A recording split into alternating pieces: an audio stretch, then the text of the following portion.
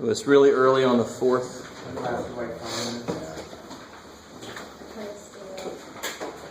You tried to stay up. It started like about 4 or something. I caught it when it was just coming out. I got up early and I could see where it was just coming out of the shadow. Out of the. I was up at 3:50. Huh? I was up at 3:50. Oh, I see. And then you bumped. Oh, damn. Yeah. All right.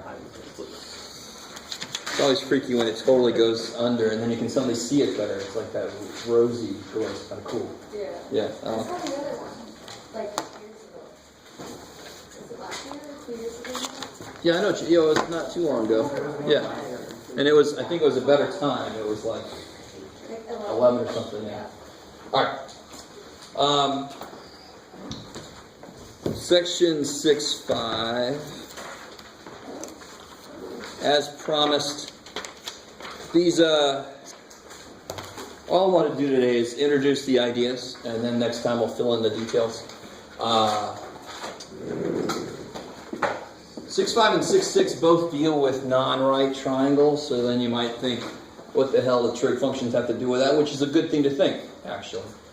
But they totally have something to do with it. It's just a little bit weird to get there. So I'm going to do sort of like the book does. I'm going to label it a little bit differently. So it kind of immediately relates to something we're used to.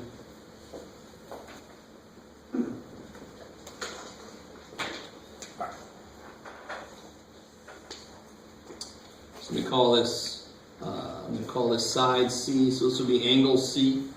This is side A. This is angle A. And this is angle B. So this is side B. Crazy. So if you don't want to copy this down, you don't have to. It's in. It's basically the same they do on page. Where are they? Oh, I guess I'm doing 6.6 first. Yeah, why not? 6.5 is the easy one. We'll do 6.6 first. Same thing they do on page 476. I forgot which one they did first. They do law of sines first and law of cosine. We're going to do law of cosines first, just because. It's kind of cool to see this happen. This sort of looks like, now this is why I said on that one problem, the problem we just did with the plane, and it was so high, and then I looked over and saw a truck, and I looked over and saw another truck. Do you see the triangle I got drawn here is like this triangle here? Just this one by itself, which is not a right triangle, which we would not be able to attack before, but now after this section, we will be able to attack that directly. And the way I've drawn this triangle, I could draw this triangle any damn way I want to, anywhere, and I could do all the work I'm about to do, and it's going to come out the exact same damn way. So this is just an arbitrary position for the triangle. I just want to put it somewhere, so I have something to point to. You guys kind of would. Students always grasp onto the wrong thing. I'm like, no, it's not important where it is. What's important is what we do with it. Okay, cool. Can somebody tell me what point this is? X. How long is this? From C to A. It's B long. So what point is that? B0. Kick ass. All right. We're rolling now. There are no numbers.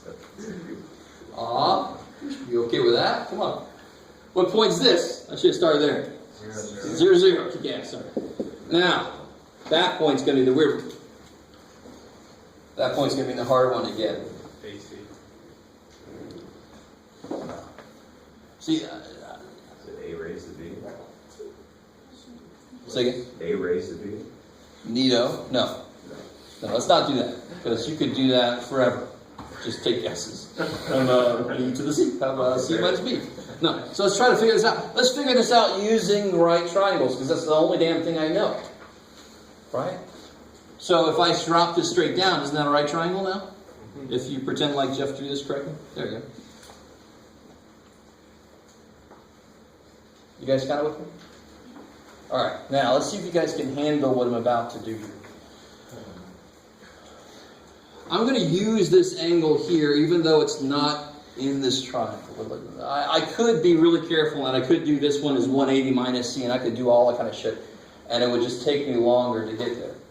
But let me see if you guys are able to understand what's going on. Because I could figure out what point that is. guys can get this. So if I did, so this triangle to that A, it's related to angle C, because I could build angle C into it. You guys see that? Right? This would be 180 minus C. Maybe I just want to do that, but let me see if you guys can handle this. If I did cosine of C, I like that, Nita. What sides would that be related to? If I did cosine of C, which would be related to this angle. Cosine of C would be what over what? Let me label this. This is Y and this is X. X over A. I love it, right? Now here's why I don't need to do that, because if I do cosine of C, how is C related to 90 degrees? It's greater than 90 degrees, right? And what should this be? What value, what should be true about whatever the X value is? It should be negative. Cosine of something between 90 and 180 is negative. It's got the same value as it would in the first quadrant, right? So if I would have drawn this triangle over here, I would have got the same value, just different sign. That's why it's nice that cosine of something bigger than 90 is the negative. It actually lets you go into the next quadrant over. This is the first time we're doing that directly. We know how to find reference angles. We know how to put the negatives in the right place, depending on what quadrant I'm in. But now this is finally showing you when you do that, you're getting something visible, something true. You're getting what the hell this is. Of course you are. We kind of know that. So whatever cosine of C is, it's going to be X over A. And the fact that C is bigger than 90 means that X is going to be negative, like it's supposed to be. Not a big deal. So what's X?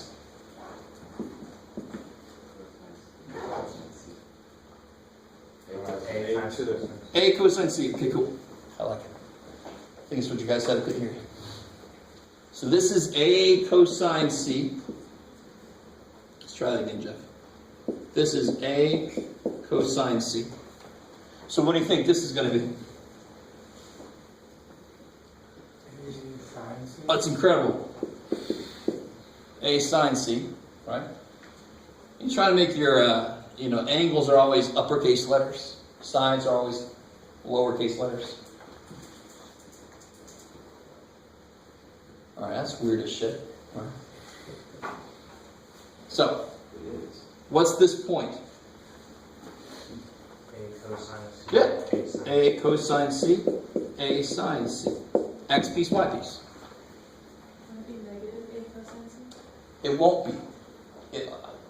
And why won't it be? Two reasons. Cosine C itself is what? Since C is bigger than 90, C is in the second quadrant, cosine C is negative already. I don't have to put a negative sign on it, which is good. Because like I said earlier, I could have drawn this triangle here. It would have made some things easier, but then it's the first quadrant. That's too easy. I need something a little more general. I could have drawn it down here, and that would have actually probably been a good idea, but oh well, too late for me. I could have drawn a triangle anywhere, so it's got to be A cosine C no matter what. So if it was in the first quadrant, it'd still be A cosine C, because then it would be positive, and that's what it would be in the first quadrant. Hopeful. Beyond belief. Hopeful. So no matter what quadrant I put this little triangle reaching into, wherever I put it reaching in, that's going to be the correct thing. Negative in the second and the third, positive in the first and the fourth, so forth. Alright, I like it. Like some of you guys have a very thoughtful expression on your face today. I like that. Okay, Jeff, sure.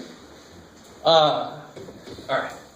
Now, the whole point of this is if this thing, if I would have drawn it like this, and I would have asked you, okay, how long is C?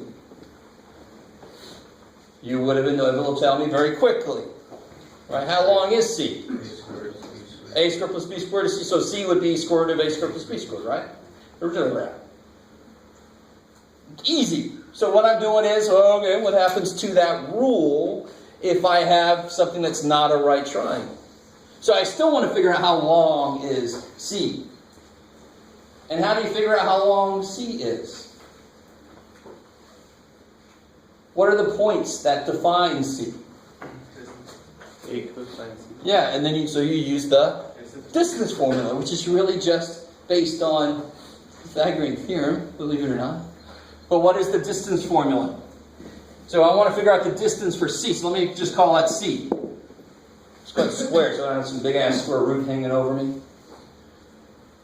In general, the distance formula is x1 minus x2 squared plus y1 minus y2 squared. You guys with me? Does that guy sound familiar? That's the distance between 2 points. You guys figure out the distance between these 2 points. I'll wait. If you do this wrong, you're going to have the wrong rule to use. So be careful.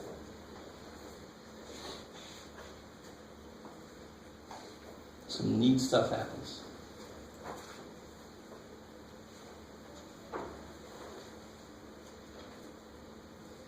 And just so you're extra careful, you could call this one x1, y1, right? You can call this one x2, y2. Just so you know you're putting everything in the right place.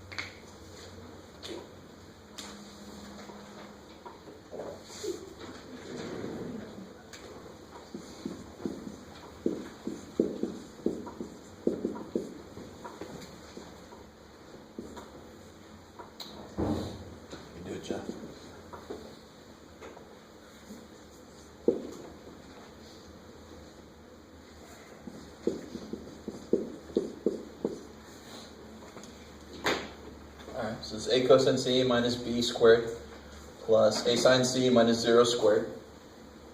Cool.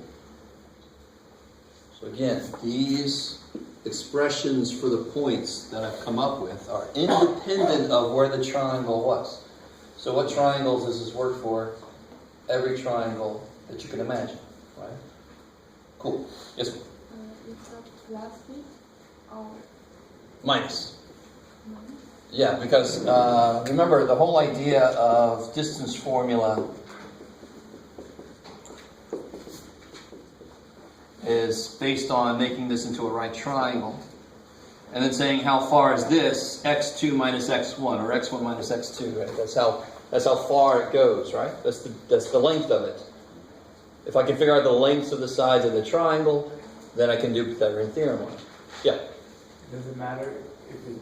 Because I thought it was originally x2 minus x1 for just. It doesn't matter. Why does it not matter? Because I'm squaring it down. Yeah. Cool. I like it. So then what do I get here? A squared cosine square C. And then I get b times this twice, right? I got 2ab cosine C. You guys with me so far? Just foiling this bad boy out, right? Alright, now some of you guys have wide eyes. The hell? I'm just foiling this thing out. So it's this times this times this times this twice over, right? For the middle terms. And then I get at the end B squared. plus b squared. And then this is nice, that's not really there. So it's just a squared sine squared C. Now what, does anybody see something pop right out at you here about this?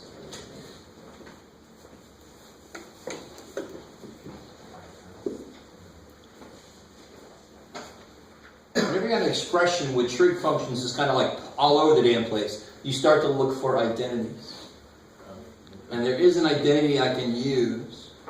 Cosine squared C plus sine squared C. I like it. So if I just put those together,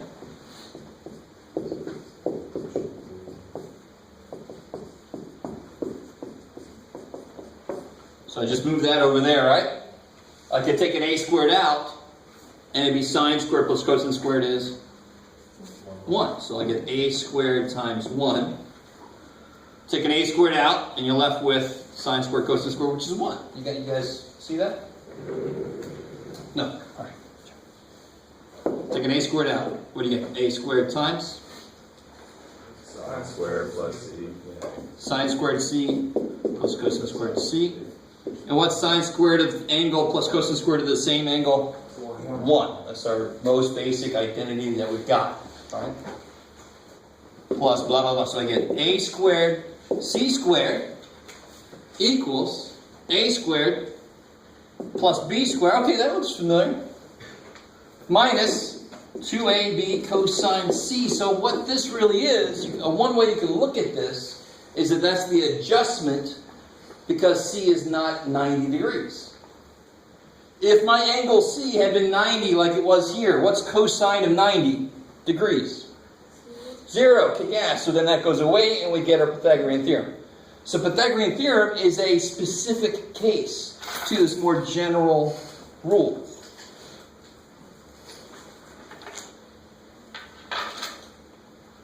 Alright, good.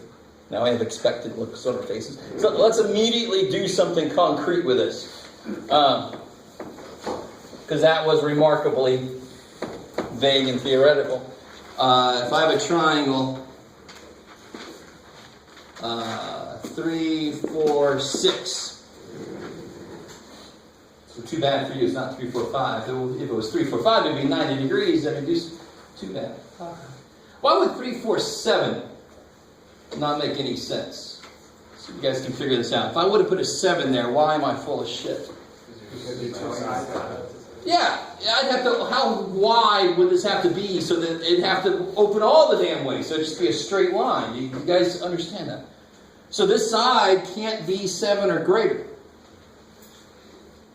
If 3 and 4 straight make 7, then it has to be less than 7 for there to be some kind of an angle for them to kind of lift off from straight. Does that make sense? So if I allow them to lift off from straight a little bit, now there could be another side. Oh, now I got a triangle, not just this straight line.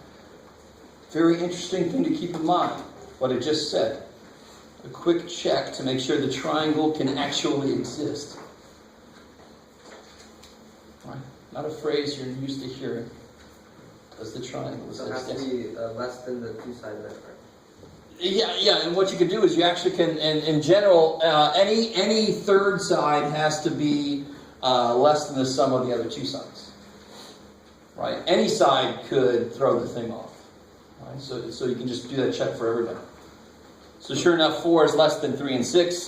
3 is less than 4 plus 6. 6 is less than 4 plus 3. That triangle can exist. Yay, it's a point. So if I want to apply this rule, and what am I going to try to figure out, of course? The only things I don't know are the angles. You have to label this. And which side is C? It doesn't matter. We're used to it being the longest side, right? But in general, it doesn't matter. The book's going to give you some where it's not the longest side. So we just got to let go of that. It could be any damn side it wants to be. But we'll call 6 C. Why not? We're used to that. Which one's A? 4. Sure, why not? So 3 must be B. So right on the heels of what I just said, the fact that any side can be any letter it wants to be. Right? A, B, or C is probably a good choice because that's what's in there. This is true. See you guys. There's a very important lesson I'm about to attempt to explain to you that there's a form of an equation and then there's how to use the form of the equation. So if I want to figure out angle C, this is good. What if I want to figure out angle B? Shit. Do I just relabel everything? That would so desperately suck. Oh my God. Don't do that. I will not grade your stuff. No. So what you can do instead is, if I want to be there, can anybody tell me what changes? The C squared and B squared? Yeah, that's now C and C go together, right? So if I want an angle B, this is going to be side B. So this is going to be side, sure, plus And this is going to be AB normally, so now it's going to be... AC. All right, kick ass. You guys see how to use that? So there's like one more equation you could do. It's the same freaking equation, except the last one I could do would have a squared here. So then that would be b squared plus c squared minus 2bc cosine of the thing you started with. So there's a background general form, and then there's like 3 ways the form could be filled in. So there's not really 3 equations up there. There's one. Alright, maybe you guys believe it. So do what you can. Figure out one of the angles. Now it's plug and chug. You can figure out whatever angle you want to. Let's see what you pick.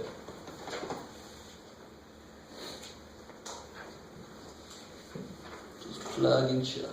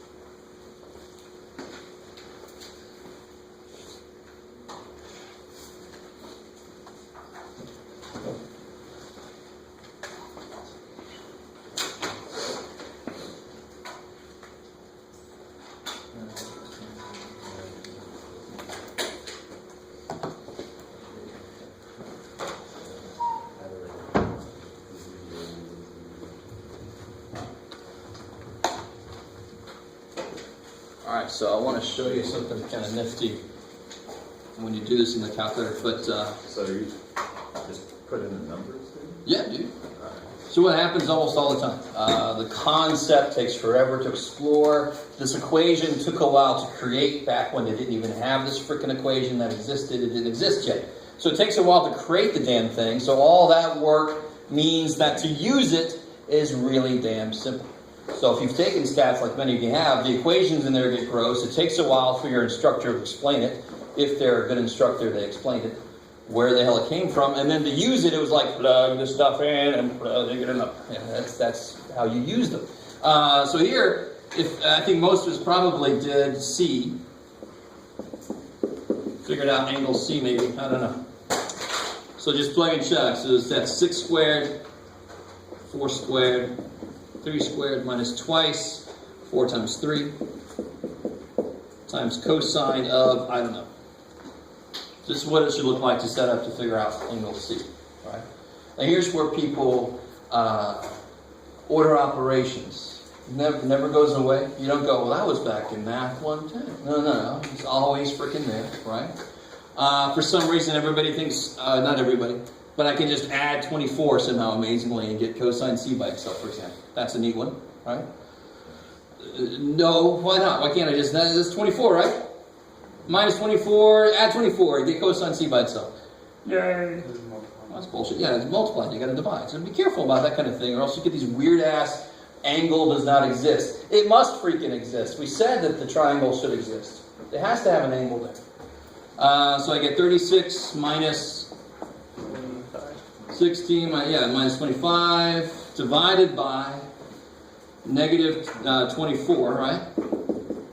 Is that cool? That, minus that, divided by that gives me cosine C. Is that what you guys got so far? So then to do it in your calculator, let me show you a real quick thing here. Notice, what did I not tell you that's semi-important when I'm asking for angles? And I didn't tell you on purpose. Degrees or radians, yeah. So if you do this work, did somebody get an answer for anybody do C? What'd you get? I got a 2.05 radians. Beautiful. Anybody else get degrees? 112.02. All right, those sound like they could be true, right? That's a little more than pi over 2, a little less than pi, and 112 is in the second quadrant. It sounds like they should jive.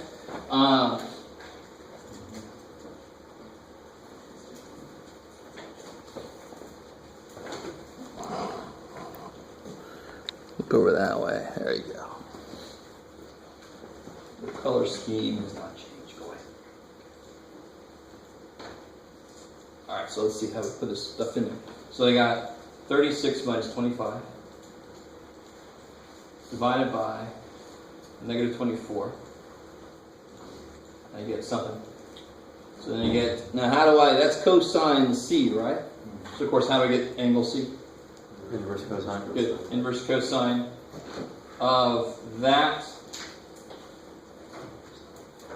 That temporary memory button is really, really useful. I got 117. That's sort of close to what you got back there.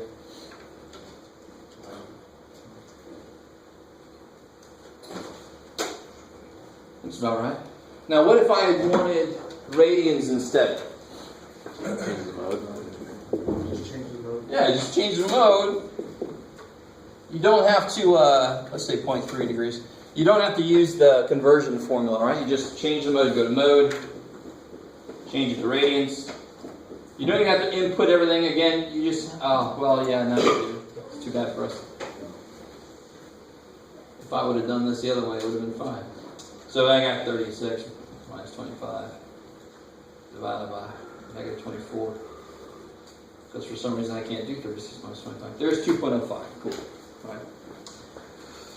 What I wanted to show you is if I had all this in there, and if I go change the mode to degrees, and then I just hit enter, it recalculates the last thing, but in that new mode. So it's kind of nice, you know, you don't have to re-input it or use the conversion formula and that shit. So depending on the way I want it, you can give me either one of those answers. You can give me both of the answers. It's awesome. All right, and what about that makes sense so far? Which angle should be the biggest? So an opening to see. And what is that, if that was a 90, that 3, 4, what would that be, of course? 5, which is smaller, so the angle 90 degrees would have been smaller, so a little bit bigger, that makes sense. It opens the most, so it can fit the largest side. It's a little bigger than 90, because if it was 90, this would be 5, a little smaller, right? So it's got to be a little bigger to fit that thing in there. I always think about somebody putting a stick inside of a, Tyrannosaurus' mouth or something. Ugh. This is the stick you put in the mouth. Or not. Rancor, any Star Wars geeks out there? No? Put that thing in there. No? Here, I'll shut up, Joe. Alright. That's awesome. That's awesome. Let that be awesome. That's simple. Freaking simple. And law of cosines kicks ass because the inverse cosine, what we're using here, the inverse cosine, what's the output? What's the range for the inverse cosine? 0 to 180. 0 to 180, kick ass. 0 to pi, 0 to 180. So it's, and will all those angles live in a triangle? Yes. See, so the law of cosines has no problems. What's the output for inverse sine? What's the range? Yeah, and will negative angles, will they live inside triangles? No shit, no shit. So there is some trouble. There is a problem with the law of sines. It will sometimes give you an answer that's not the answer. It's a reference angle to the answer. Or there's more than one answer possible. Oh shit. So law of cosines is beautiful. Let it be easy. Let me show you where law of sines comes from, and then we'll head out. I wanted to give us all an early day. Just to be nice, and because I'm not done grading my other test yet. That's why I'm like, oh, I'm glad I set the schedule. Yay, Jeff. All right, so law of sines. I kind of personally don't like the way they do it, so I'm not going to do it their way too bad. I like the law of sines doesn't change. But the way that they derive it, I don't like. So let me derive it a slightly different way real quick. See if that'll work. Let's call this, let me put them inside. This angle A, B, C. So this is side, now just to make this point, I'm not sure if you guys picked up on this. That's got to be side. It's got to be side. And it's got to be side C. So be real careful about that. It's a real easy way to just screw everything up very quickly in a problem. Just to put the wrong labels in the wrong places.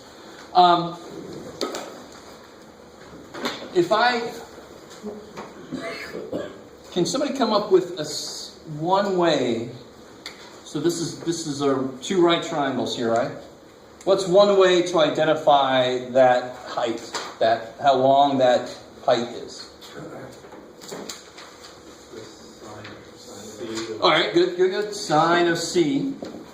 Let's call this H. H over A. What's another way to identify that? Sine of A would be what? H over C. Kick ass, right? You guys with me so far? I'll take this as a yes. All right. Now watch. This is interesting. What's got to be true then, if H is A sine C and H is C sine A, what must be true about these? Have to be the same way. Have to be the same. So A sine C equals C sine A. So another way we write it is a little bit better, so things go with each other, is sine C over C equals sine A over A. And if I did this one more time and I drew it in like this, and I made it so that it actually made a nice, I could do the whole thing again and get one more piece to this, sine B over B. That is the law of sines. Those ratios must be equal across the board for any triangle. Yes. And why does this make sense? If C was 90 degrees, let's look, for example, at this.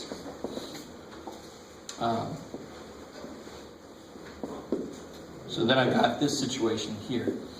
This is C, is 90. Let's say this is A, this is B. If C is 90, what's sine of 90 degrees? 1. So I get 1 over C is sine A over A. Multiply the A up. I get sine A is A over C. Well, that's the freaking definition of sine A, isn't it?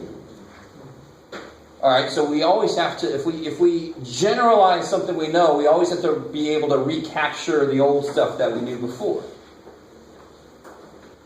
Always, you have to. So if it was true before, it better still be true. Your math can't suddenly go, everything you did before is wrong. No, it can't do that. It's got to live inside of it. Right? And it does. There it is. Kick ass. So how the hell do you use this? Well, what has to happen in order for me to use this? And we don't ever use like a triple-sided equation. You can't do that. That gets really strange. Because you can't multiply both sides because you got 3 of them now. So I like to use these two or use any 2 of them. But in order for me to use this, what must I have? So if I give you a triangle, I'll put those inside. If I give you, let's say, if I give you angle B is 49 degrees. And I want to figure out what side C is. What must I give you also? Sine of A.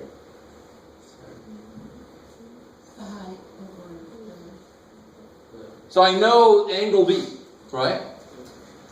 So I'm going to use something like sine B over B equals, and I want to know what side C is. So I have to know what either like B or A. A is not going to come into this. I can't bring A because there's nothing I know about it. I don't know anything about it, and I don't want to know anything about it, right? So what I'm trying to say is you have to have a complete ratio. You have to have a complete ratio. You have to have an angle and its side. If you don't, then you use law of cosines. The really beautiful thing about law of sines and law of cosines is everything one can't handle, the other one can. You say that again. Everything that one law cannot handle, the other law can. And vice versa, right? So if I didn't know this side, then law of cosines would be able to come in possibly. Yeah? When would the law of cosines not be able to do it? So notice something interesting about law of cosines.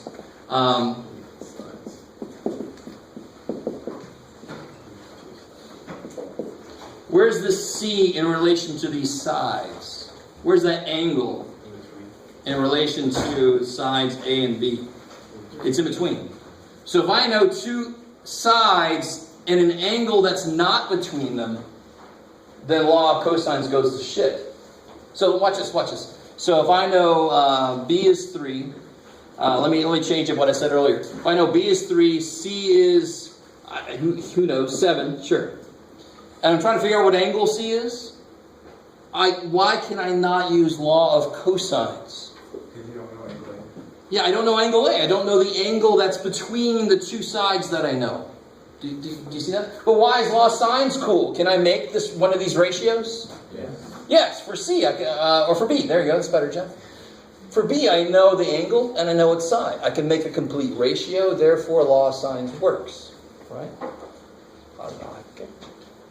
On the other hand, if I would have told you A is 3, B is 4, and angle C is 110 degrees, would law of sines work? No, I don't know that angle for that side, that angle for that side for that. I can't use law of sines, but law of cosines eats this up. So it's let it be nice that if one doesn't work, that means the other one must. That's awesome.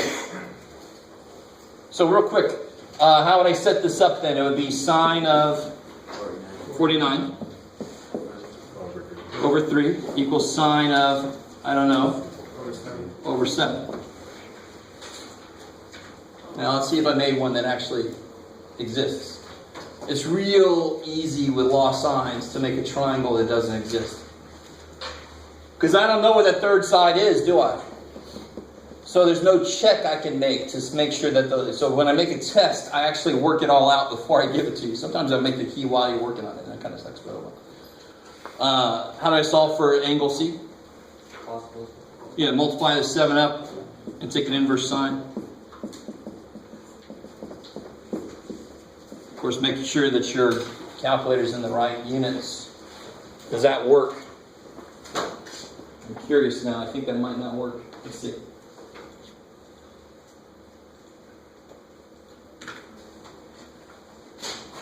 Am I in the right units? Yes.